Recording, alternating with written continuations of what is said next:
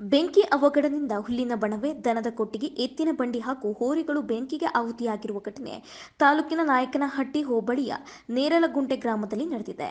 ದನದ ಕೊಟ್ಟಿಗೆಯ ಮೇಲೆ ಹಾದು ಹೋಗಿದ್ದ ವಿದ್ಯುತ್ ತಂತಿ ತುಂಡಾಗಿ ಅದರಿಂದ ಬೆಂಕಿ ಹೊತ್ತಿಕೊಂಡು 2 ಹೋರಿಗಳು, 1 ದನದ ಕೊಟ್ಟಿಗೆ, 2 ಹುಲ್ಲಿನ ಬಣವೆ ಹಾಗೂ 1 ಎತ್ತಿನ ಗಾಡಿ ಕರಕಲಾಗಿದ್ದು, ರೈತನಿಗೆ 2 ಲಕ್ಷಕ್ಕೂ ಅಧಿಕ ಮೌಲ್ಯ ನಷ್ಟವಾಗಿದೆ.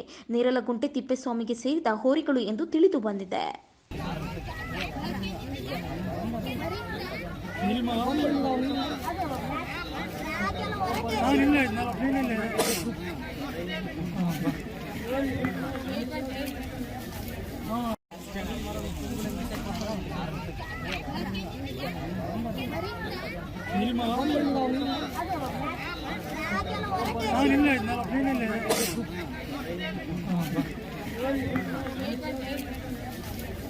ಸರಿ ಸರಿ